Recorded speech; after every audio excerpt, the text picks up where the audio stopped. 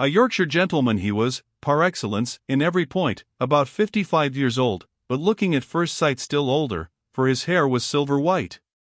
His forehead was broad, not high, his face fresh and hale. The harshness of the north was seen in his features, as it was heard in his voice. Every trait was thoroughly English, not a Norman line anywhere. It was an inelegant, unclassic, unaristocratic mold of visage. Fine people would perhaps have called it vulgar, sensible people would have termed it characteristic, shrewd people would have delighted in it for the pith, sagacity, intelligence, the rude yet real originality marked in every lineament, latent in every furrow. But it was an indocile, a scornful, and a sarcastic face, the face of a man difficult to lead, and impossible to drive. His stature was rather tall, and he was well made and wiry, and had a stately integrity of port. There was not a suspicion of the clown about him anywhere. I did not find it easy to sketch Mr. York's person, but it is more difficult to indicate his mind. If you expect to be treated to a perfection, reader, or even to a benevolent, philanthropic old gentleman in him, you are mistaken. He has spoken with some sense and with some good feeling to Mr. Moore, but you are not thence to conclude that he always spoke and thought justly and kindly. Mr. York, in the first place, was without the organ of veneration, a great want, and which throws a man wrong on every point where veneration is required. Secondly, he was without the organ of comparison, a deficiency which strips a man of sympathy, and thirdly, he had too little of the organs of benevolence and ideality, which took the glory and softness from his nature, and for him diminished those divine qualities throughout the universe.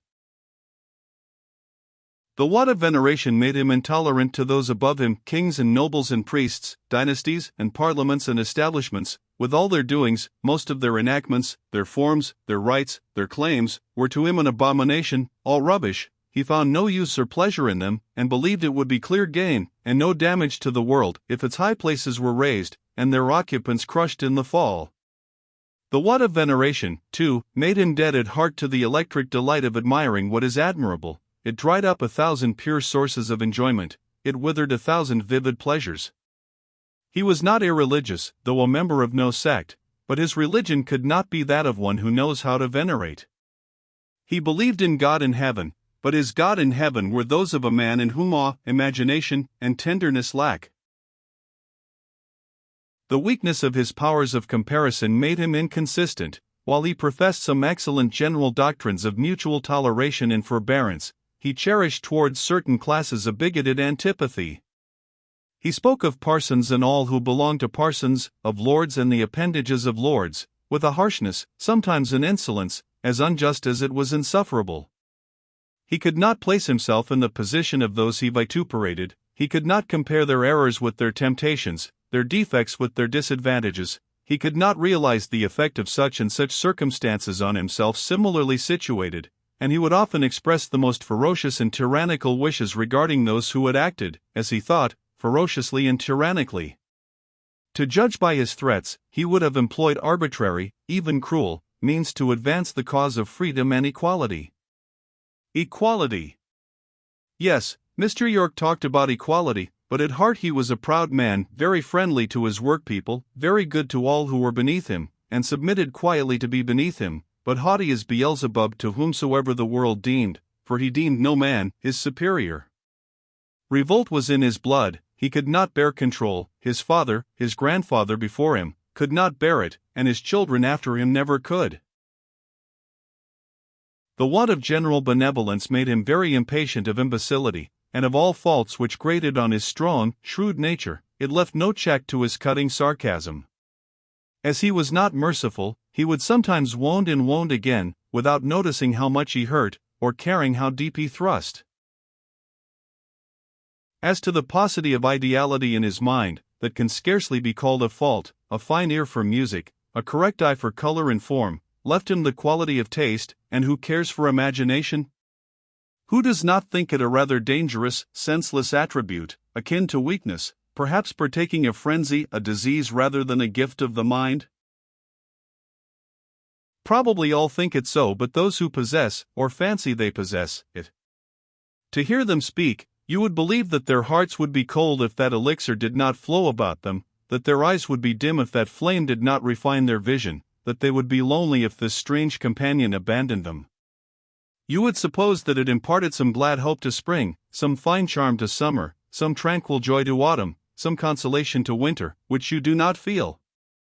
An illusion, of course, but the fanatics cling to their dream, and would not give it for gold. As Mr. York did not possess poetic imagination himself, he considered it a most superfluous quality in others. Painters and musicians he could tolerate, and even encourage, because he could relish the results of their art. He could see the charm of a fine picture, and feel the pleasure of good music, but a quiet poet, whatever force struggled, whatever fire glowed in his breast, if he could not have played the man in the counting-house, of the tradesman in the peace-hall, might have lived despised, and died scorned, under the eyes of Hiram York. And as there are many Hiram Yorks in the world, it is well that the true poet, quiet externally though he may be, has often a truculent spirit under his placidity, and is full of shrewdness in his meekness, and can measure the whole stature of those who look down on him, and correctly ascertain the weight and value of the pursuits they disdain him for not having followed. It is happy that he can have his own bliss, his own society with his great friend and goddess nature, quite independent of those who find little pleasure in him, and in whom he finds no pleasure at all. It is just that while the world and circumstances often turn a dark, cold side to him, and properly, too, because he first turns a dark, cold, careless side to them, he should be able to maintain a festal brightness and cherishing glow in his bosom, which makes all bright and genial for him, while strangers, perhaps, deem his existence a polar winter never gladdened by a sun. The true poet is not one whit to be pitied, and he is apt to laugh in his sleeve when any misguided sympathizer whines over his wrongs. Even when utilitarians sit in judgment on him, and pronounce him and his art useless, he hears the sentence with such a hard derision, such a broad, deep, comprehensive, and merciless contempt of the unhappy Pharisees who pronounce it, that he is rather to be chidden than condoled with. These, however, are not Mr. York's reflections, and it is with Mr. York we have at present to do. I have told you some of his faults, reader. As to his good points, he was one of the most honourable and capable men in Yorkshire. Even those who disliked him were forced to respect him. He was much beloved by the poor, because he was thoroughly kind and very fatherly to them. To his workmen he was considerate and cordial. When he dismissed them from an occupation, he would try to set them on to something else, or, if that was impossible, help them to remove with their families to a district where work might possibly be had. It must also be remarked that if, as sometimes chanced, any individual amongst his hands showed signs of insubordination, York, who, like many who abhor being controlled, knew how to control with vigor, had the secret of crushing rebellion in the germ, of eradicating it like a bad weed, so that it never spread or developed within the sphere of his authority. Such being the happy state of his own affairs, he felt himself at liberty to speak with the utmost severity of those who were differently situated, to ascribe whatever was unpleasant in their position entirely to their own fault, to sever himself from the masters, and advocate freely the cause of the operatives. Mr. York's family was the first and oldest in the district, and he, though not the wealthiest, was one of the most influential men. His education had been good. In his youth, before the French Revolution, he had travelled on the continent. He was an adept in the French and Italian languages. During a 2-year sojourn in Italy he had collected many good paintings and tasteful rarities, with which his residence was now adorned. His manners, when he liked, were those of a finished gentleman of the old school. His conversation, when he was disposed to please, was singularly interesting and original, and if he usually expressed himself in the Yorkshire dialect, it was because he chose to do so, preferring his native Doric to a more refined vocabulary. A Yorkshire burr, he affirmed, was as much better than a Cockney's lisp as a bull's bellow than a Raton's squeak. Mr. York knew every one, and was known by every one, for miles round, yet his intimate acquaintances were very few. Himself thoroughly original, he had no taste for what was ordinary. A racy, rough character, high or low, ever found acceptance with him. A refined, insipid personage, however exalted in station, was his aversion. He would spend an hour any time in talking freely with a shrewd workman of his own, or with some queer, sagacious old woman amongst his cottagers, when he would have grudged a moment to a commonplace fine gentleman or to the most fashionable and elegant, if frivolous, lady. His preferences on these points he carried to an extreme, forgetting that there may be amiable and even admirable characters amongst those who cannot be original. Yet he made exceptions to his own rule. There was a certain order of mind, plain, ingenuous, neglecting refinement, almost devoid of intellectuality, and quite incapable of appreciating what was intellectual in him, but which, at the same time, never felt disgust at his rudeness, was not easily wounded by his sarcasm, did not closely analyze his sayings, doings, or opinions, with which he was peculiarly at ease, and, consequently, which he peculiarly preferred. He was lord amongst such characters. They, while submitting implicitly to his influence, never acknowledged, because they never reflected on, his superiority. They were quite tractable, therefore, without running the smallest danger of being servile, and their unthinking, easy, artless insensibility was as acceptable, because as convenient, to Mr. York as that of the chair he sat on, or of the floor he trod. It will have been observed that he was not quite uncordial with Mr. Moore. He had 2 or 3 reasons for entertaining a faint partiality to that gentleman. It may sound odd, but the first of these was that Moore spoke English with a foreign, and French with a perfectly pure, accent, and that his dark, thin face, with its fine though rather wasted lines, had a most anti-British and anti-Yorkshire look. These points seem frivolous, unlikely to influence a character like York's, but the fact is they recalled old, perhaps pleasurable, associations. They brought back his travelling, his youthful days. He had seen, amidst Italian cities and scenes, faces like Moore's. He had heard, in Parisian cafés and theatres, voices like his. He was young then, and when he looked at and listened to the alien, he seemed young again. Secondly, he had known Moore's father, and had had dealings with him. That was a more substantial, though by no means a more agreeable tie, for as his firm had been connected with Moore's in business, it had also, in some measure, been implicated in its losses. Thirdly, he had found Robert himself a sharp man of business. He saw reason to anticipate that he would, in the end, by one means or another, make money, and he respected both his resolution and acuteness, perhaps, also, his hardness. A fourth circumstance which drew them together was that of Mr. York being one of the guardians of the miner on whose estate Hollow's Mill was situated. Consequently Moore, in the course of his alterations and improvements, had frequent occasion to consult him. As to the other guest now present in Mr. York's parlour, Mr. Helstone, between him and his host there existed a double antipathy, the antipathy of nature and that of circumstances. The freethinker hated the formalist, the lover of liberty detested the disciplinarian. Besides, it was said that in former years they had been rival suitors of the same lady. Mr. York, as a general rule, was, when young, noted for his preference of sprightly and dashing women. A showy shape and air, a lively wit, a ready tongue, chiefly seemed to attract him. He never, however, proposed to any of these brilliant belles whose society he sought, and all at once he seriously fell in love with and eagerly wooed a girl who presented a complete contrast to those he had hitherto noticed, a girl with the face of a Madonna, a girl of living marble, stillness personified. No matter that, when he spoke to her, she only answered him in monosyllables, no matter that his sighs seemed unheard, that his glances were unreturned, that she never responded to his opinions, rarely smiled at his jests, paid him no respect and no attention, no matter that she seemed the opposite of everything feminine he had ever in his whole life been known to admire. For him Mary Cave was perfect, because somehow, for some reason, no doubt he had a reason, he loved her. Mr. Helstone, at that time curate of Briarfield, loved Mary too, or, at any rate, he fancied her. Several others admired her, for she was beautiful as a monumental angel, but the clergyman was preferred for his office's sake, that office probably investing him with some of the illusion necessary to allure to the commission of matrimony, and which Miss Cave did not find in any of the young Woolstaplers, her other adorers.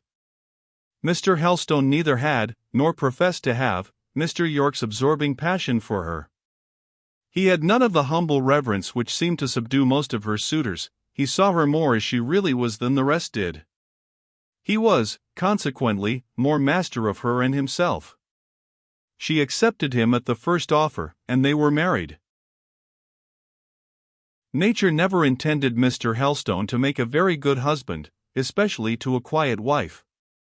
He thought so long as a woman was silent nothing ailed her, and she wanted nothing. If she did not complain of solitude, however continued, could not be irksome to her. If she did not talk and put herself forward, express a partiality for this, an aversion to that, she had no partialities or aversions, and it was useless to consult her tastes. He made no pretense of comprehending women, or comparing them with men. They were a different, probably a very inferior, order of existence. A wife could not be her husband's companion, much less his confidant, much less his stay. His wife, after a year or two, was of no great importance to him in any shape, and when she one day, as he thought, suddenly, for he had scarcely noticed her decline, but, as others thought, gradually, took her leave of him and of life, and there was only a still, beautiful featured mold of clay left, cold and white, in the conjugal couch, he felt his bereavement, who shall say how little? Yet, perhaps, more than he seemed to feel it, for he was not a man from whom grief easily wrung tears. His dry-eyed and sober mourning scandalized an old housekeeper, and likewise a female attendant, who had waited upon Mrs. Helstone in her sickness, and who, perhaps, had had opportunities of learning more of the deceased lady's nature, of her capacity for feeling and loving, than her husband knew. They gossiped together over the corpse, related anecdotes, with embellishments of her lingering decline, and its real or supposed cause.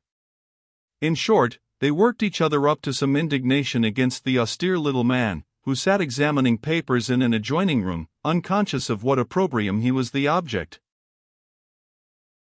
Mrs. Helstone was hardly under the sod when rumors began to be rife in the neighborhood that she had died of a broken heart.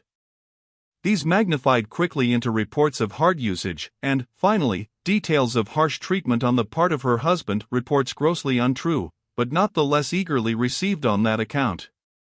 Mr. York heard them, partly believed them. Already, of course, he had no friendly feeling to his successful rival. Though himself a married man now, and united to a woman who seemed a complete contrast to Mary Cave in all respects, he could not forget the great disappointment of his life, and when he heard that what would have been so precious to him had been neglected, perhaps abused, by another, he conceived for that other a rooted in bitter animosity. Of the nature and strength of this animosity Mr. Helstone was but half aware. He neither knew how much York had loved Mary Cave, what he had felt on losing her, nor was he conscious of the calumnies concerning his treatment of her, familiar to every ear in the neighborhood but his own. He believed political and religious differences alone separated him and Mr. York. Had he known how the case really stood, he would hardly have been induced by any persuasion to cross his former rival's threshold. Mr. York did not resume his lecture of Robert Moore. The conversation ere long recommenced in a more general form, though still in a somewhat disputative tone. The unquiet state of the country, the various depredations lately committed on mill property in the district, supplied abundant matter for disagreement, especially as each of the three gentlemen present differed more or less in his views on these subjects. Mr. Helstone thought the masters aggrieved, the workpeople unreasonable. He condemned sweepingly the widespread spirit of disaffection against constituted authorities, the growing indisposition to bear with patience evils he regarded as inevitable. The cures he prescribed were vigorous government interference, strict magisterial vigilance, when necessary, prompt military coercion. Mr. York wished to know whether this interference, vigilance, and coercion would feed those who were hungry, give work to those who wanted work, and whom no man would hire. He scouted the idea of inevitable evils. He said public patience was a camel, on whose back the last atom that could be born had already been laid, and that resistance was now a duty. The widespread spirit of disaffection against constituted authorities he regarded as the most promising sign of the times. The masters, he allowed, were truly aggrieved, but their main grievances had been heaped on them by a corrupt, base, and bloody government. These were Mr. York's epithets. Madmen like Pitt, demons like Castlereagh, mischievous idiots like Perceval, were the tyrants, the curses of the country, the destroyers of her trade. It was their infatuated perseverance in an unjustifiable, a hopeless, a ruinous war, which had brought the nation to its present pass. It was their monstrously oppressive taxation, it was the infamous Orders in Council, the originators of which deserved impeachment and the scaffold, if ever public men did, that hung a millstone about England's neck. But where was the use of talking, he demanded. What chance was there of reason being heard in a land that was king-ridden, priest-ridden, peer-ridden, where a lunatic was the nominal monarch, an unprincipled debauchee the real ruler, where such an insult to common sense as hereditary legislators was tolerated, where such a humbug as a bench of bishops, such an arrogant abuse as a pampered, persecuting established church was endured and venerated, where a standing army was maintained, and a host of lazy parsons and their pauper families were kept on the fat of the land? Mr. Helstone, rising up and putting on his shovel hat, observed in reply, that in the course of his life he had met with 2 or 3 instances where sentiments of this sort had been very bravely maintained so long as health, strength, and worldly prosperity had been the allies of him who professed them, but there came a time, he said, to all men, when the keepers of the house should tremble, when they should be afraid of that which is high, and fear should be in the way, and that time was the test of the advocate of anarchy and rebellion, the enemy of religion and order. Ere now, he affirmed, he had been called upon to read those prayers our church has provided for the sick by the miserable dying bed of one of her most rancorous foes. He had seen such a one stricken with remorse, solicitous to discover a place for repentance, and unable to find any, though he sought it carefully with tears.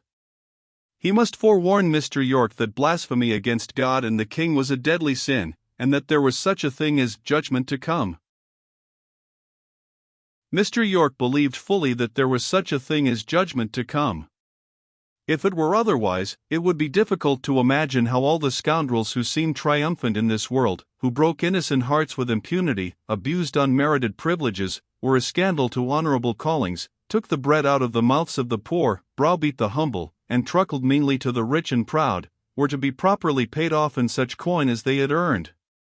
But, he added, whenever he got low-spirited about such like goings-on, and their seeming success in this mucky lump of a planet, he just reached down Audiobook, pointing to a great Bible in the bookcase, opened it like at a chance, and he was sure to light of a verse blazing white a blue brimstone low that set all straight. He knew, he said, where some folk were bound for, just as well as if an angel wide great white wings had come an hour to doorstone and told him. Sir, said Mr. Helstone, collecting all his dignity, sir, the great knowledge of man is to know himself, and the bourne whither his own steps tend. Aye. You'll recollect, Mr. Helstone, that ignorance was carried away from the very gates of heaven, borne through the air, and thrust in at a door in the side of the hill which led down to hell. Nor have I forgotten, Mr. York, that vain confidence, not seeing the way before him, fell into a deep pit, which was on purpose there made by the prince of the grounds, to catch vainglorious fools withal, and was dashed to pieces with his fall. Now, interposed Mr. Moore, who had hitherto sat a silent but amused spectator of this worldly combat, and whose indifference to the party politics of the day, as well as to the gossip of the neighborhood, made him an impartial, if apathetic, judge of the merits of such an encounter. You have both sufficiently blackballed each other, and proved how cordially you detest each other, and how wicked you think each other. For my part, my hate is still running in such a strong current against the fellows who have broken my frames that I have none to spare for my private acquaintance, and still less for such a vague thing as a sect or a government. But really, gentlemen, you both seem very bad by your own showing, worse than ever I suspected you to be. I dare not stay all night with a rebel and blasphemer like you, York, and I hardly dare ride home with a cruel and tyrannical ecclesiastic like Mr. Helstone. I am going, however, Mr. Moore, said the rector sternly. Come with me or not, as you please. Nay, he shall not have the choice, he shall go with you, responded York. It's midnight, and past, and I'll have nobody why staying up by my house any longer. Ye mun all go. He rang the bell. Deb, said he to the servant who answered it, clear them folk out o' tea kitchen, and lock tea doors, and be off to bed. Here is your way, gentlemen, he continued to his guests, and, lighting them through the passage, he fairly put them out at his front door. They met their party hurrying out pell-mell by the back way. Their horses stood at the gate, they mounted, and rode off, more laughing at their abrupt dismissal, Helstone deeply indignant thereat. Back to contents.